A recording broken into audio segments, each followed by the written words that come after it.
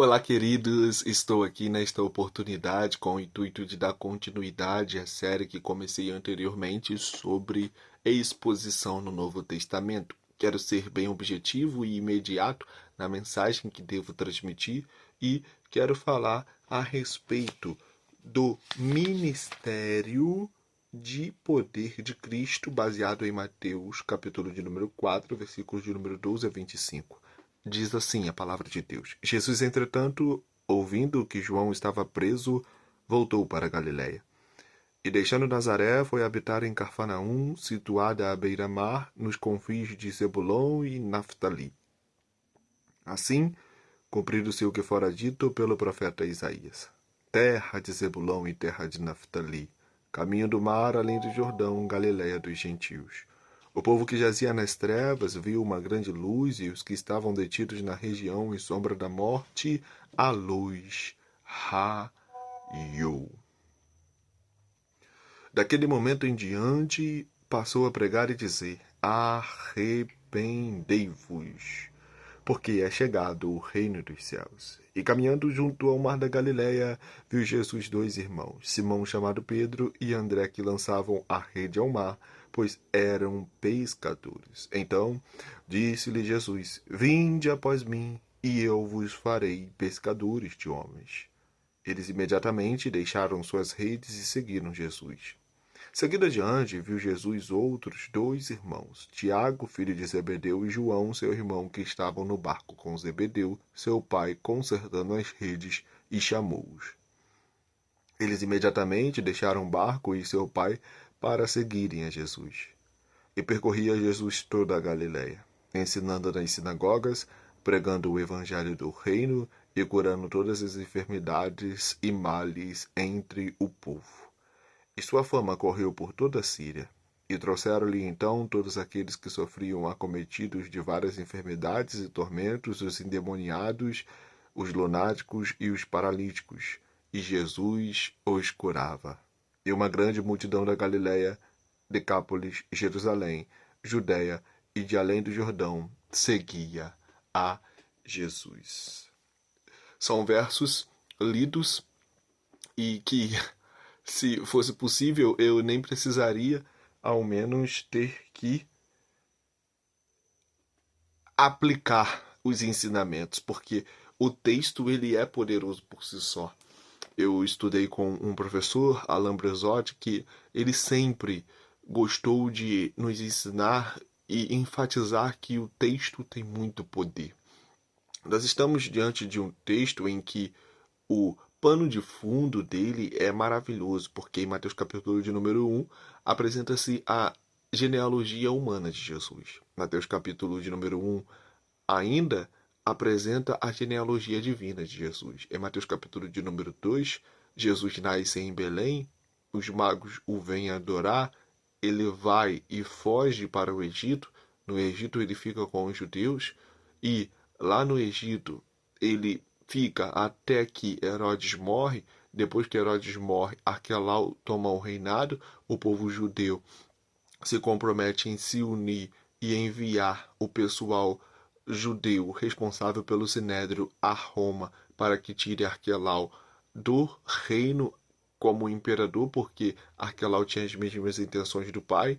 E aí Jesus volta e percebe como que está a situação e vai para a província da Galileia, fica em Nazaré, um lugar um pouco mal falado, um pouco rústico, de pessoas que eram misturadas e que não eram considerados judeus puros, e Jesus mesmo assim fica ali durante 30 anos e depois se apresenta, mesmo sendo anteriormente predito pelo profeta João Batista que ele obviamente era o Cristo e o Messias que havia de vir, que João Batista batizava com água para o arrependimento, mas o que vinha após ele batizava com o Espírito Santo e com fogo, e além de batizar com o Espírito Santo e com fogo, o que vinha após ele era alguém que João Batista não era digno de tirar as sandálias dos pés, mas mesmo assim ele é batizado, o Espírito Santo desce sobre ele, ainda no capítulo 3, como forma corpórea de pomba. O pai diz que é alegre no próprio filho, que sente alegria no próprio filho, e depois disso ele passa pela tentação do deserto, e depois disso os anjos o alimentam, só que ele começa o seu ministério. Cabe aqui uma lição que já foi ensinada, mas que deve ser relembrada. Não é possível termos ministério sem ao menos termos preparo.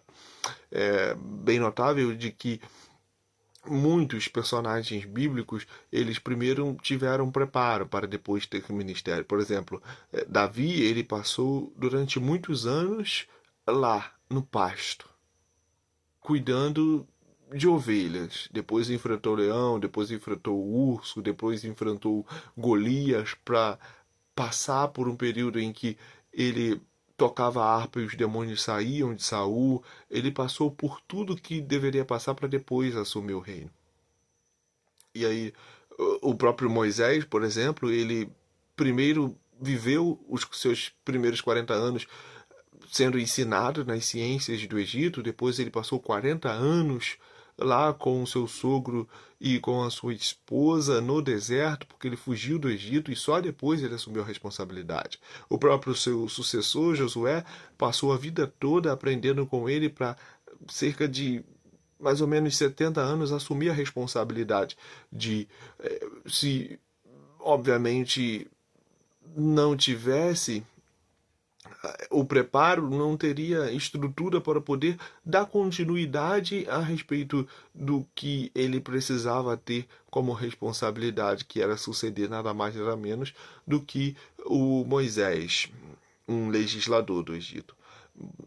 Tem diversos exemplos na Bíblia que nos dão base para entendermos que primeiro precisamos nos preparar para depois exercermos a responsabilidade que nos é devida. E aqui é muito interessante porque Jesus, neste texto, ele começa o teu ministério e ele passa por Nazaré e depois ele vai habitar em Cafarnaum e fica ali em Cafarnaum, iniciando seu ministério na beira do mar. Ele conta com pessoas que são pescadores, pessoas ativas, pessoas que estão dispostas a sempre estarem, quando for necessário, pescando e quando não necessário, separando os peixes que estão bons, e quando não estão separando os peixes que estão bons, eles estão cuidando, por exemplo, do barco. Então são pessoas que estão sempre ativas. O Dr. Arren destaca que são cerca de 7 de 12 daqueles pelos quais são pescadores de homens, pessoas pelas quais se preocupavam em pescar peixes, mas que denominavelmente eram consideradas, após o chamado de Jesus, pescadores de homens. E Jesus transforma-os em conquistadores de almas, em evangelistas, em pessoas que proclamavam o evangelho de Deus. E aí Jesus chama Pedro, Jesus chama André, Jesus chama Tiago, Jesus chama João e inicia o seu ministério, porque ele conta com uma equipe, ele conta com pessoas que o podem contribuir no dia a dia. E depois disso ele começa a ensinar, ele começa a pregar, ele começa a curar, ele começa a expulsar demônios, expulsar enfermidades, expulsar pessoas pelas quais estão, obviamente, aqui com enfermidades, com tormentos. E uma grande multidão, através do seu ensino, através da sua pregação, através da autoridade que ele impõe naquilo que faz, obviamente segue a Jesus. E após isso nós aprenderemos a respeito do Sermão do Monte. Jesus vivia uma vida de oração, Jesus vivia uma vida em que ele era forjado, uma vida de meditação, e por conta disto exercia o seu ministério com poder, exercia o seu ministério com autoridade, exercia o seu ministério certamente sabendo o que estava fazendo. E depois disso, depois de realizar muitos milagres, depois de passar por diversos períodos e processos, ele tem condições de ensinar o sermão mais poderoso do mundo.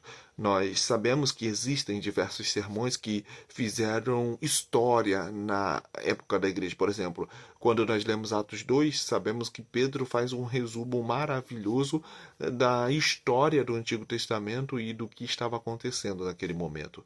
Quando lemos Atos 7, Estevão resume de maneira brilhante a respeito do que precisaríamos saber do Antigo Testamento e da razão pela qual o Evangelho estava sendo anunciado.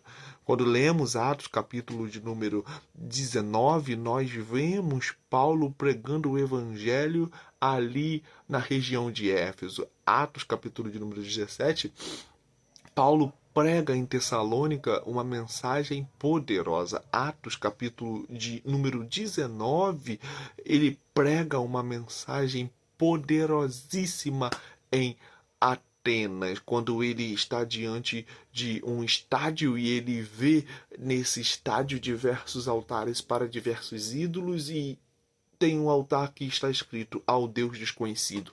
E ele fala que ele está pregando a respeito daquele Deus desconhecido. Por exemplo, Paulo pregou em Corinto uma mensagem de poder e de glória. Nós sabemos de pregações como, por exemplo, Pecadores da Mão de um Deus Errado, de Jonathan Edwards, em que ele prega uma mensagem depois de ver que o povo está completamente entregue à frieza espiritual e Deus entrega uma mensagem naquele culto em que ele pregou a mensagem intitulada Pecadores da Mão de um Deus Irado. Tinha um homem que fazia parte de um trabalho em que trabalhava com taquigrafia. Tudo que ele falava, a pessoa que trabalhava com taquigrafia escrevia e o taquigrafista disse que enquanto Jonathan Edwards pregava, as pessoas que estavam dentro da igreja falavam que sentia um inferno dentro da igreja. E esse sermão, Pecadores da Mão de um Deus Errado, depois se tornou em livro, mas ele certamente foi traduzido e incendiou mais de 50 mil